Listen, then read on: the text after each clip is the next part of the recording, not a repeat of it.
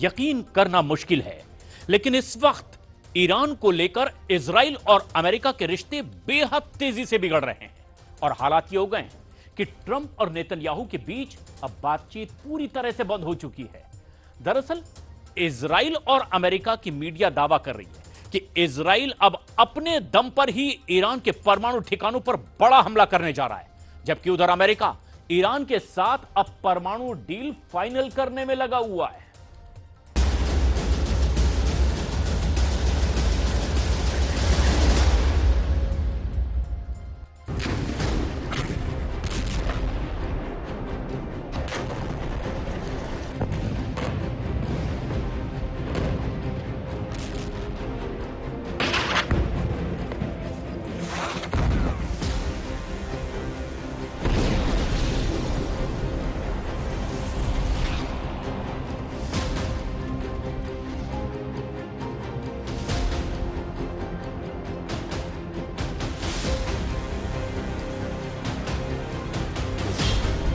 भिड़ गए Netanyahu Trump, Iran पर एटमी हमले की तैयारी।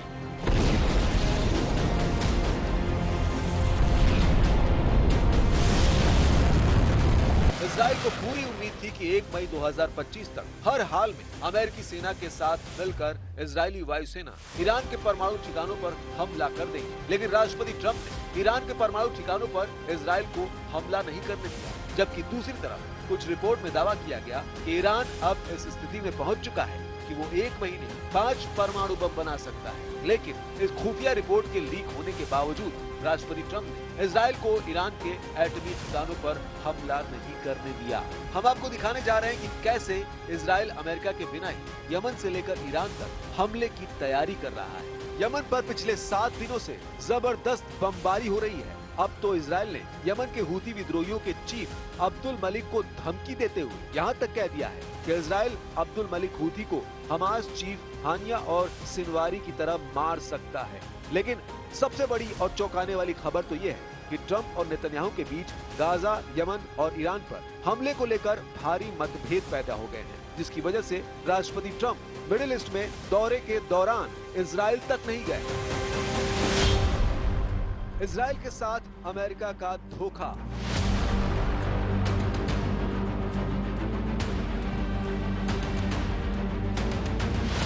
सात अक्टूबर 2023 को इजराइल पर हुए हमास के भीषण हमले के बाद से अब तक यही लग रहा था कि अमेरिका इजराइल के साथ चट्टान की तरह खड़ा है। इजराइल गाजा, यमन और ईरान तक कई बार भीषण हमले कर चुका है।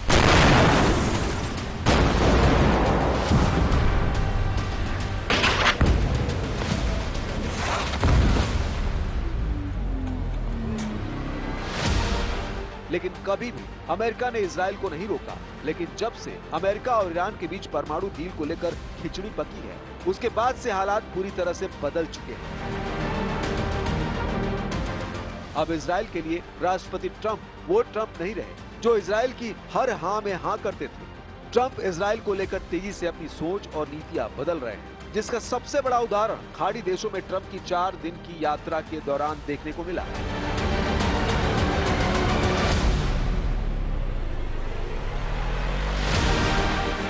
अमेरिका के राष्ट्रपति डोनाल्ड ट्रंप खाड़ी देशों की 4 दिवसीय यात्रा पूरी कर चुके हैं। इस दौरान ट्रंप सऊदी अरब, कतर और संयुक्त अरब अमीरात पहुंचे। दूसरी बार राष्ट्रपति बनने के बाद ट्रंप का ये पहला बड़ा आधिकारिक विदेशी दौरा था। लेकिन हैरानी की बात तो ये है कि मध्य पूर्व के दौरे पर ट्रंप की लिस्ट में इजराइल का नाम नहीं था। उनके इस कदम को अमेरिकी इजराइल गठबंधन की तुलना में खाड़ी देशों के साथ आर्थिक सौदों को प्राथमिकता देने के रूप में देखा जा रहा है। आमतौर पर अमेरिकी राष्ट्रपति सबसे पहले इजराइल जाते थे और उसके बाद बाकी देशों का दौरा करते थे, लेकिन ट्रंप ने इसका उल्टा किया है। अमेरिका और इजरायली मीडिया ट्रंप के यू टर्न को बहुत बड़ा संकेत मान रही है। ट्रंप के पहले कार्यकाल में उपराष्ट्रपति और रिपब्लिकन नेता माइक पेंस ने इस पर चिंता जाहिर की है। उन्होंने कहा, मैं इस बात से निराश था कि ट्रंप के यात्रा कार्यक्रम में इजराइल शामिल नहीं है। यात्रा के बीच में ट्रंप से सवाल पूछा गया, आप इजराइल नहीं जा रहे हैं? क्या इस दौरे में इजराइल को साइडलाइन किया गया है? जवाब में ट्रंप ने कहा, नहीं, बिल्कुल नहीं। इन खाड़ी देशों के साथ संबंध बनाना इजराइल के लिए बहुत अच्छा है। ट्रंप भले ही इजराइल को साइडलाइन करने की बात को नकार रहे हैं, लेकिन इजराइल और अमेरिका दोनों देशों की मीडिया में इसकी चर्चा जोरों पर है। इजराइल के अखबार इजराइल हेयम ने ट्रंप के करीबी सूत्रों के हवाले से कहा कि वो नेतन्याहू से निराश है और उनका इंतजार किए बिना मध्य पूर्व में आगे बढ़ने की योजना बना रहे हैं। रिपोर्ट में कहा गया कि ट्रंप का मानना है कि नेतन्याहू जरूरी निर्णय लेने में देरी कर रहे हैं। इस कारण अमेरिकी राष्ट्रपति इजराइल से अपेक्षित कार्रवाई किए जाने का इंतजार करने को तैयार नहीं है और उन्होंने उनके बिना ही आगे बढ़ने का फैसला किया है। अमेरिकी न्यूज ब्रॉडकास्टर NBC न्यूज ने सूत्रों के हवाले से कहा कि इजराइल के प्रधानमंत्री बेंजामिन नेतन्याहू और अमेरिकी राष्ट्रपति डोनाल्ड ट्रंप के बीच संबंध तनावपूर्ण हो गए हैं। NBC ने स्पष्ट किया कि इन सूत्रों में 2 अमेरिकी अधिकारी, 2 मध्य पूर्व के राजनयिक और तनाव की जानकारी रखने वाले 2 अन्य लोग शामिल हैं। रिपोर्ट में कहा गया कि ईरान, हूती और गजा में युद्ध आगे बढ़ने के मुद्दे पर नेतन्याहू और ट्रंप के बीच मतभेद बढ़ रहे हैं। I know so many Iranians from New York, from Washington, from different places. These are great people. You know, you have to view them as people. And I don't want it to be a violent thing, but they're not going to have a nuclear weapon. Israel का गुप्त युद्ध शुरू, Tehran में आएगी परमाणु तबाही।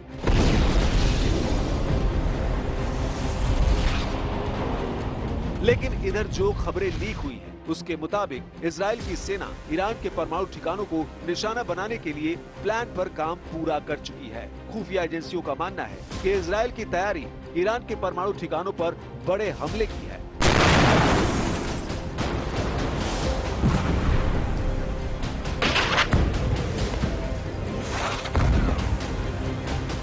अमेरिकी अखबार वॉल स्ट्रीट जर्नल ने अमेरिकी खुफिया अफसरों के हवाले से कई रिपोर्ट में ये दावा किया गया है। इजराइल को लगता है कि एक और ईरान एक कमजोर स्थिति में है, तो दूसरी तरफ डोनाल्ड ट्रंप से ज्यादा समर्थन की उम्मीद की जा सकती है। इस रिपोर्ट पर यह भी दावा किया गया है कि ईरान भी इजराइल के हमले पर जबरदस्त पलटवार करने की तैयारी में जुटा है। ईरान और इजराइल के बीच लगभग 2000 किलोमीटर की दूरी है।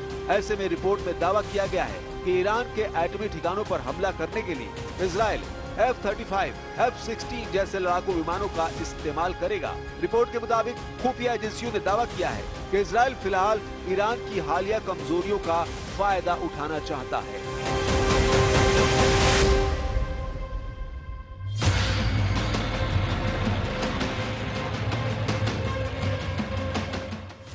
इधर मिडिल ईस्ट में गाजा युद्ध की वजह से जंग का दायरा काफी बढ़ता जा रहा है। इजराइल को लग रहा है कि अगर ईरान की परमाणु क्षमता को नहीं रोका तो फिर तो इजराइल का वजूद ही मिट जाएगा। इसलिए इजराइल ने ईरान को तबाह करने का प्लान बनाया है। जरा देखिए, इजराइल के अखबार टाइम्स ऑफ इजराइल के मुताबिक ईरान के फोर्डो और नतांज परमाणु ठिकानों पर इजराइल हमला करने जा रहा है। खबरों में दावा किया गया है कि इजराइल अपने लड़ाकू विमान F-35A और F-15EX को हमले में इस्तेमाल करने जा रहा है। 80 मीटर गहराई में मौजूद ईरान फोर्डो परमाणु ठिकाने पर 30,000 पाउंड बंकर बस्टर बम गिराने का प्लान है, ताकि 80 मीटर गहराई में ईरान के फोर्डो परमाणु ठिकानों को तबाह किया जा सके। दावा किया जा रहा है 1200 किलोमीटर दूर मौजूद फोर्डो परमाणु ठिकानों को अगर इजराइल के F-35A और F-15E6 लड़ाकू विमान तबाह कर देते हैं तो ये ईरान के लिए बहुत बड़ा नुकसान साबित होगा।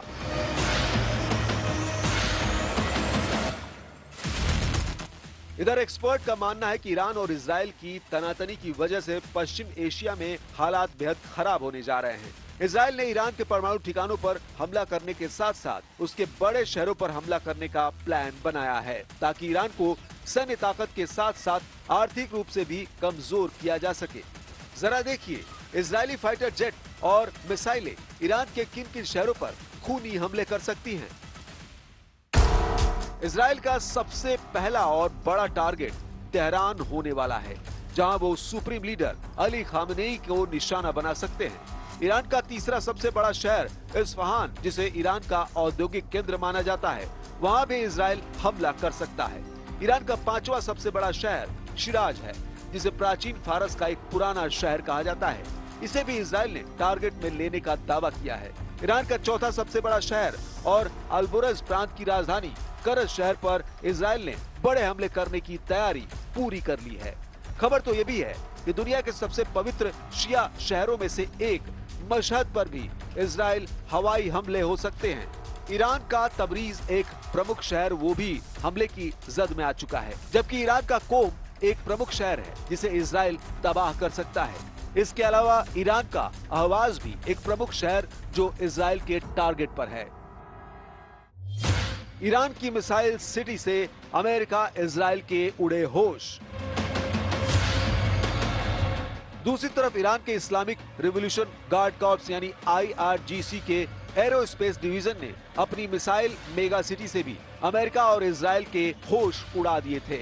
ईरान के सैन्य प्रमुख मेजर जनरल मोहम्मद बाघेरी और एरोस्पेस डिवीजन के commander brigadier general Amir Ali Hajizadeh के सामने इस सिटी का खुलासा किया गया। वीडियो में ईरान के टॉप सैन्य अधिकारी इस मेगा सिटी का दौरा करते हुए दिखे और यहाँ हजारों मिसाइलें रखी हुई है। इन मिसाइलों में खैबर शेकन, शहीद हज कासिम, कद्र H, सजिल और इमाद जैसी सर्जिकल स्ट्राइक बैलिस्टिक मिसाइल शामिल हैं। इनमें से सबसे शक्तिशाली खैबर शेकन मिसाइल है जो एक high explosive single stage ballistic missile है। ये मिसाइल अमेरिका के एंटी मिसाइल डिफेंस सिस्टम को भी चकमा देने में सक्षम बताई जाती है।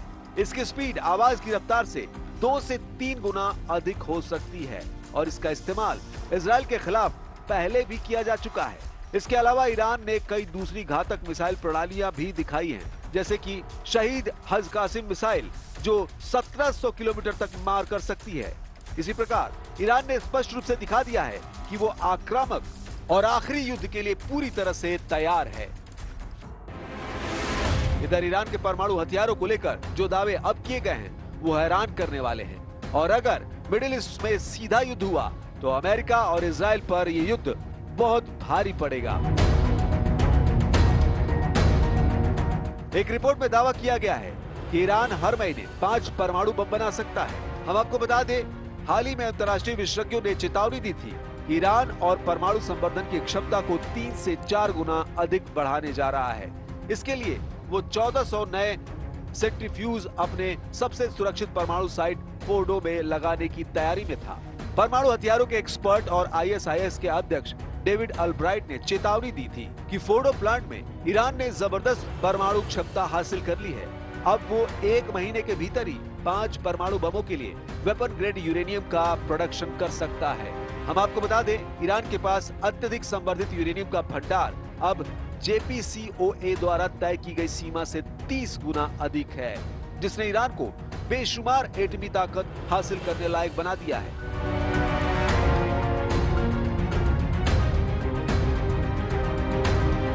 अब ऐसे हालात में देखना होगा कि इजराइल अमेरिका की मदद के बिना ईरान के परमाणु ठिकानों पर कैसे हमला करता है। रूस यूक्रेन जंग में हालात और बिगड़ते चले जा रहे हैं। दरअसल पुतिन को संभालना अब डोनाल्ड ट्रंप के लिए बहुत मुश्किल हो चुका है और जब से पुतिन ने यूक्रेन पर 273 ड्रोन से हमला किया है, अमेरिका को यह एहसास हो गया है कि पुतिन अब सीज फायर नहीं बल्कि डबल फायर करने के मूड में है और इसीलिए ट्रंप ने अब पुतिन से फोन पर बातचीत करने के लिए वक्त मांगा है।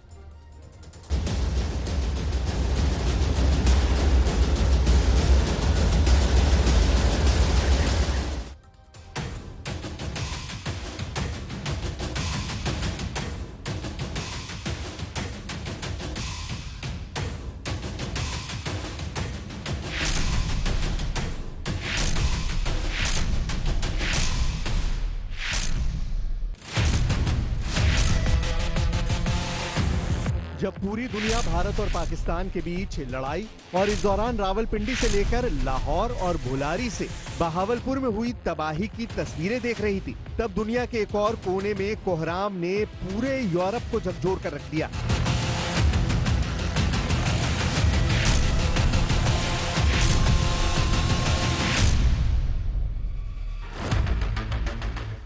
यूक्रेन का दावा है कि पुतिन ने एक बार में 273 ड्रोन से हमला किया है। दावा यह भी है कि 88 ड्रोन मार गिराए गए, जबकि 128 को इलेक्ट्रॉनिक जैमिंग के जरिए नाकाम कर दिया गया। यानी 216 ड्रोन यूक्रेन के एयर डिफेंस के आगे फेल हो गए। लेकिन इसका मतलब ये भी है कि रूस के 57 ड्रोन यूक्रेन पर ताबड़तोड़ बरसे। 57 ड्रोन ने यूक्रेन का क्या हाल किया, ये तस्वीरें इसकी गवाह हैं। एक एक तस्वीर देखिए। यूक्रेन के अंदर रूस के ड्रोन का खौफ समझिए। यूक्रेन में इस नीली बस की हालत बता रही है कि पुतिन ने रहम दिखाने से इनकार कर दिया है।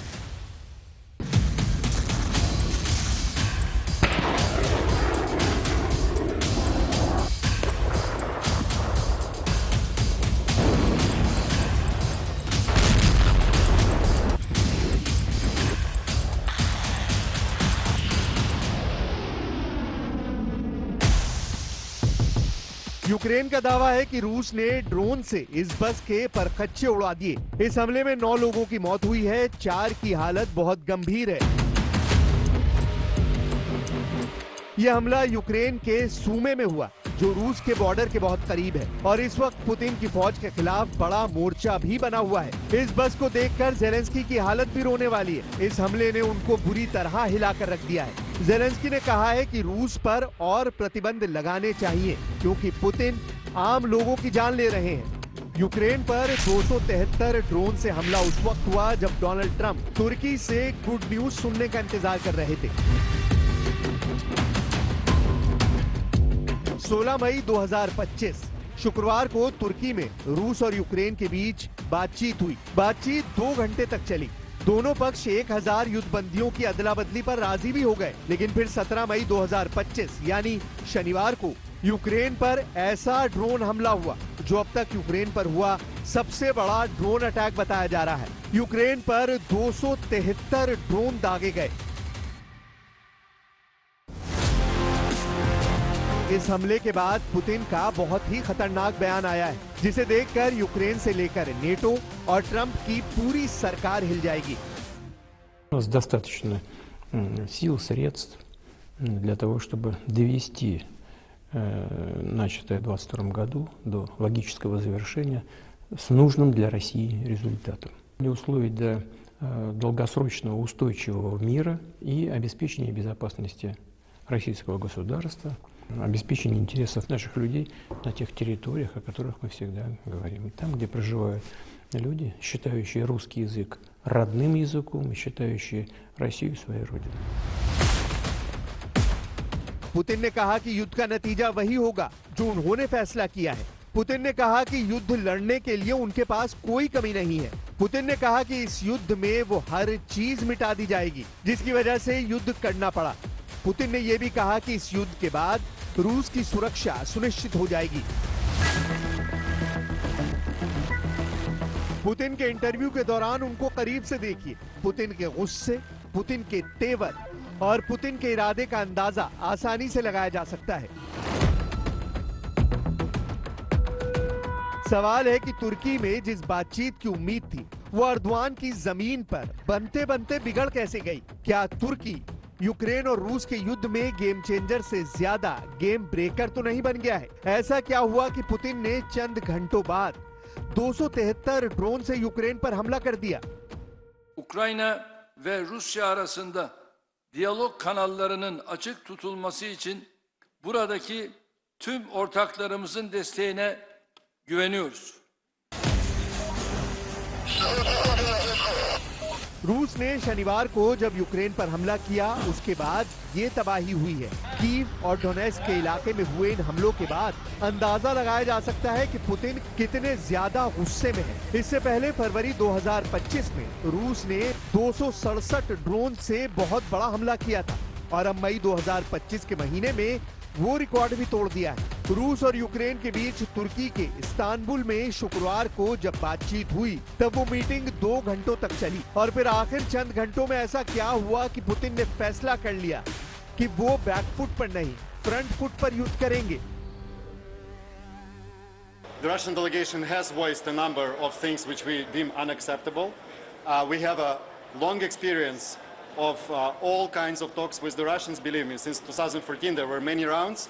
So I would say that the Ukrainian delegation knows well how to handle all of the things that might be voiced from that side, and the Ukrainian delegation handled it in a calm manner, basically outlining our principal position and still staying with our line. Ukraine ने meeting के बाद बताया कि रूस की सभी मांग मंजूर नहीं की जा सकती। यूक्रेन ने कहा कि रूस के साथ बातचीत का लंबा तजुर्बा है, यानी यूक्रेन बताना चाहता है कि पुतिन के साथ डील का मतलब है कड़वा अनुभव। डोनेस्क में यूक्रेन के एक मिलिट्री अड्डे से ये रिपोर्ट देखिए। यहाँ एक फार्म हाउस में यूक्रेन के एयर डिफेंस ऑपरेट करने वाली यूनिट रहती है। रूस से जब भी ड्रोन आते हैं तो वो डोनेस्क के इलाकों के ऊपर से भी निकलते हैं और यहाँ भी टारगेट करते हैं। यहाँ यूक्रेन के सैनिकों को उम्मीद नहीं है कि रूस से बातचीत में कुछ भी निकलेगा।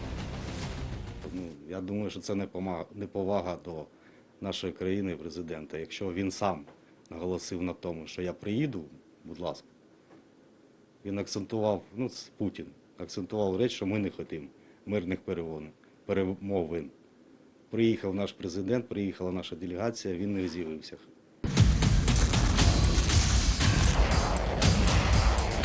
मुमकिन है पुतिन तुर्की में ज़ेलेंस्की की टीम से हुई बातचीत को लेकर ज्यादा उम्मीद नहीं रखते। पुतिन को पता चल गया है कि ज़ेलेंस्की की तरफ से कुछ ऐसा कदम उठाया जाने वाला है जो इस युद्ध को खत्म करने के बजाय बढ़ा देगा। इसकी एक बड़ी वजह यूरोप के देश भी हैं जो लगातार ज़ेलेंस्की के साथ खड़े होने की बात करते हैं, जबकि अमेरिका के राष्ट्रपति डोनाल्ड ट्रंप ने कहा है कि वो युद्ध को खत्म होते हुए देखना चाहते हैं।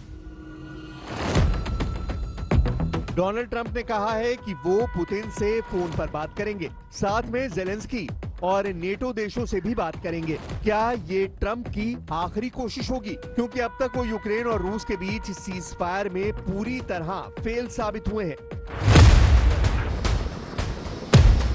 ट्रंप का दावा है कि वो यूक्रेन में इस बहुत भयंकर तबाही वाले युद्ध को खत्म कर देंगे, लेकिन अब इस आग ने साबित कर दिया है कि पुतिन ऐसे लीडर नहीं जो ट्रंप के काबू में आ जाएं। पुतिन इतने कमजोर नहीं है कि वो ऐसी डील पर राजी हो जाएं जिसका फायदा उनके दुश्मन यूक्रेन को होगा। इसलिए 273 ड्रोन वाले अटैक में एक एक ड्रोन जब यूक्रेन की तरफ उड़ा तो वो पुतिन के इरादों वाला मैसेज लेकर यूक्रेन पर कहर बनकर टूटा।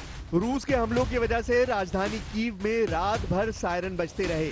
लोग शेल्टर में जाने को मजबूर हो गए क्योंकि पुतिन के ड्रोन बहुत भयंकर तबाही मचा रहे हैं।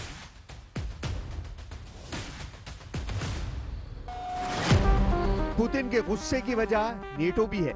ब्रिटेन, जर्मनी, इटली, पोलैंड और फ्रांस, ये सभी देश ज़ेलेंस्की के पीछे दीवार की तरह खड़े होने का दावा कर रहे हैं। यूक्रेन पर हमले का मतलब इन सभी देशों को भी बताना है कि रूस से भिड़ोगे तो बहुत बुरा हश्र होगा।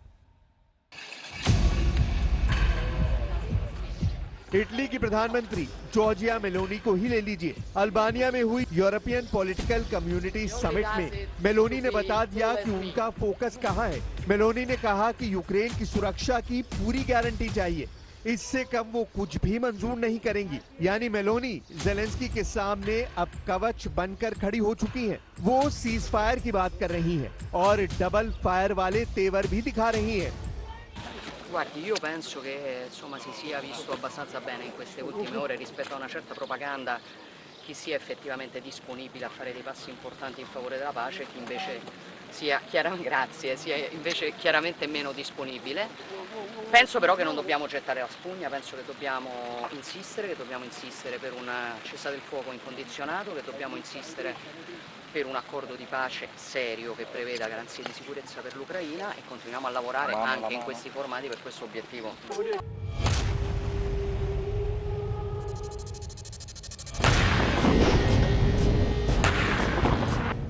फ्रंट पर लड़ रही यूक्रेन की फौज क्या सोचती है, उसकी ग्राउंड रिपोर्ट देख लीजिए। तुर्की में रूस और यूक्रेन की बातचीत को लेकर यूक्रेन के आर्टिलरी यूनिट की बात हैरान कर सकती है। डोनेस्क में तैनात इस यूनिट पर लगातार रूस के हमले हो रहे हैं। ऐसा कोई दिन नहीं जाता जब रूस की तरफ से ताबड़तोड़ हमले ना हो।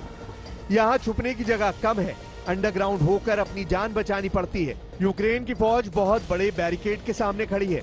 एक तरफ उसे ट्रंप रोक रहे हैं तो दूसरी तरफ यूरोप के देश कह रहे हैं कि जंग लड़ो, हम तुम्हारे साथ हैं।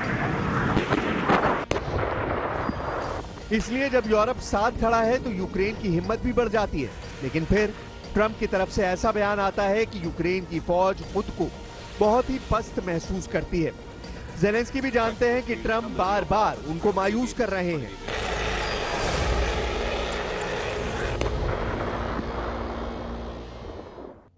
Знаєте, за стільки часу щось думати в позитивну сторону від тієї сторони, я не думаю, що це буде ефективно. Можливо, десь в якихось напрямках, десь якісь знайдуть рычаги давлення на них, але це не буде так, як від нас. Ми їх мусимо перемогти.